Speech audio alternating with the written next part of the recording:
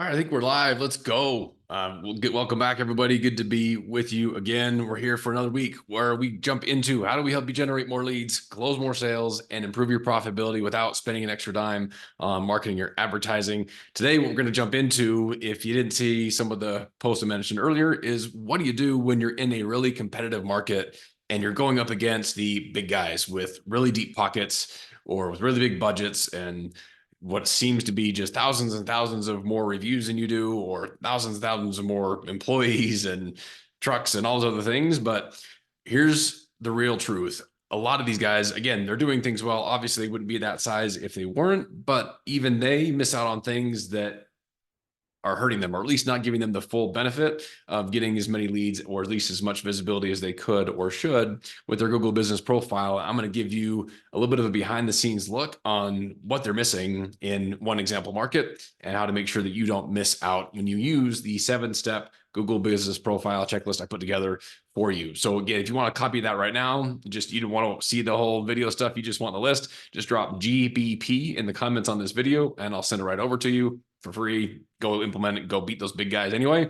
But if you want to get a little bit of a walkthrough on some of the things inside that checklist, hang on with me for just a couple minutes and we'll show you what they're missing and how you can make sure that you don't, to get your profile to stand out. So with all that said, let's jump into the goods. Okay, here we go. So I picked an example market. I just decided, hey, let's look at a plumber in Boise, Idaho. And actually, before I even get into the specifics, let me just show you again. Here's the checklist, and we've got 7 things in here. For the sake of today, I'm just going to lean into a couple of things the big guys are missing. But if again, this is just a quick knock these out, have these things done right on your profile for the first time, and you'll be in good shape. So a couple of things that I'll cherry pick out of that list and show you how even the big guys that are winning currently in the market are still missing. So you can beat them and judo and get past them and be a couple of things. So let's, I've got a couple that show up. So if I search for, again, a plumber in Boise, Idaho, again, you see the sponsored listing up here.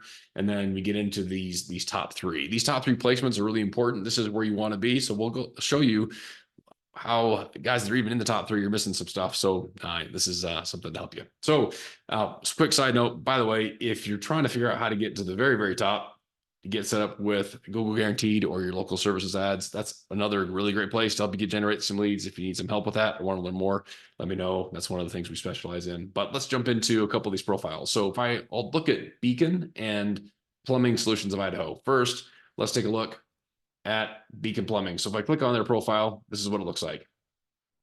So give them fair credit. Some of the things they're doing well. They've got all the options available in terms of how to be contacted. Book online, website, directions, call, share. I mean, all that's all there. But some of the things I noticed as I got into this is your service area. You actually can be pretty comprehensive if you're trying to serve a really, really wide market. In their case, the only one they picked is Boise. Maybe that's intentional. Maybe that's the only city they want to serve in. Maybe that's the only area. But if they have some adjacent or neighboring towns, they've left them off. And I'll show you what this looks like if you configure it correctly, or at least the way that you want, with the other guy that we were going to look at. So Plumbing Solutions Idaho, if you look at their service area, you can see what they've got here. A lot more than just Boise. So again, if all you want is just one town, fine. But if you want to be able to capture and show up for more than just one specific city or zip code, make sure you've got that configured right, because you can do a lot more with just that section that sometimes gets overlooked. A lot of times when you first create the profile, it just defaults to your address and doesn't really add any others for you. So that would be one thing that you'd want to take a look at. Let's go back into this profile. Some of the other things I noticed actually, okay, is your description. So a lot of those descriptions I come across, they're pretty short, or they're incomplete, or they're not really giving much meat on the bone. So in this case, they've done a pretty good job at talking about who they are, what they do, and putting a lot of their specific service types or products inside their description. So that's another, again, good tip to put in. So if you're not doing that, again, we talk about that in the checklist. So that would be one thing to take a look at. So I think that part's okay, but just something that that you want to evaluate. And there's something that both of them are missing. I'll get back to that in just a second, but let's click back over onto these guys. So again, they've got the services area is okay, but one thing I noticed, and you can see their description is a little bit different. again, you're using all the available real estate. So use all the characters you're allowed. Some of these, a lot of descriptions I come across are really, really short. So again, they've done a good job at least again using the full available space and highlighting the things that they want. But some of the other things I noticed that neither one of these guys are doing actually is the Google Business Profile updates. So you actually can, and this is something that, again, for whatever reason, they're not utilizing it, because if they were, you would see it down here in this section. So Google has the profile updates that you can share. And again, I talked about this in the checklist, give you some examples of how to do it, but there's 3 different things you can post. You can do update posts. So think of that as, here's the projects we're doing, some before and afters, here's where we are, give people a sample of what you're doing. And Google likes to see that you're active. I'd say set a goal, if you're not doing this now, to post maybe just once a week. And it can be, here's the thing, it can be the same exact stuff that you're posting on other social media platforms. If you're already creating the content, just syndicate it and post it here as well to get you that extra attention and extra momentum. Second type of post you can do are offer posts. So if you have something that is a spring special, that again, doesn't always have to be a discount, or it can just be a bonus or something else you want to highlight, or a specific product or service you really want to feature and drive during that time of year, or even for just that week, use the offer post to draw attention to them. And you can do some pretty cool things inside that, like including offer codes and things, so you can track and know if people saw it, if they got it, and see what's working. So it's kind of a cool thing. And then the third type of post you can do is something called an event post. So think of that as if you're going to be at a trade show or a home show, or you're going to be at an open house, or you're going to be somewhere where your customers can meet and see you in person, or you're doing a customer appreciation day somewhere. I mean, those are the kinds of things you can put on your Google Business Profile and get people to show up and get attention and meet with them that way too. So again, one of the things that we find is that, again, Google likes the more Google things you do. So I'm not saying you have to do this every single day, but maybe at least once a week. Again, even if it's just repurposing stuff you're posting elsewhere, you might as well use that as a way, because neither one of these big guys are using that tool right now. The other thing I want to make sure we don't miss out on, and this is a little bit bonus, I guess, that it's not really in the full checklist, but since we're here, figured I'd show you and cover it. Take a look at your reviews and how you're replying to them. So a couple different best practices, and you can see some different approaches with each one. So for this one, they gave a quick, thanks for choosing us, we're happy to help. That's fine. At least they're replying, and a reply is better than no reply. But what makes the replies even better is if you can do a couple things.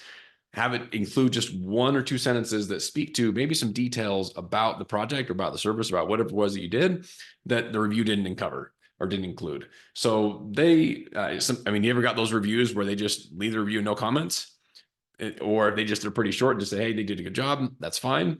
But you want to include something that people will want to value, because you can see Google categorizes the reviews based on some of the keywords that are in the content itself, whether in the review they left or in your reply. And so that would be another area where you could say something like, if I'm in, I don't know the case for this particular customer's project, but you could say something rather than just, thanks for choosing us for your water install, we're here to help. It could even be something like, glad we were able to get that done before you had your barbecue that weekend. Or some other thing about that values, again, shows the timeliness or the quality or some of the things you uncovered, or the mess you cleaned up from the last guy or whatever it was. Just have 1 or 2 little anecdotes or pieces of information to help paint the full picture of how you help them.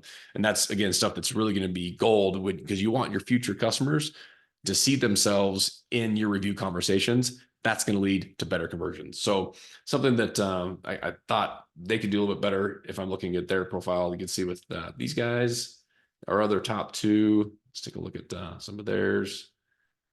You can see, just they've got different things that are mentioned for the reviews that pertain to some of the keywords they called out.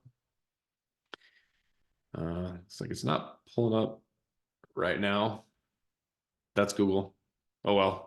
You get the idea. I think when I was looking at some of the ones that they were doing earlier, they had some pretty lengthy replies. So all that to say, there are a handful of things that you could be doing that you're likely missing, or even the big guys are missing. So make sure you don't. If you want a copy of the 7-step checklist, drop GBP in the comments on this. I'll send it over to you. But hope this has been helpful to give you a little bit of an idea of how to beat some of the big guys in your markets, because even though they're doing well, they're not always doing everything right. So let's make sure you can go beat them, and we'll see you next week.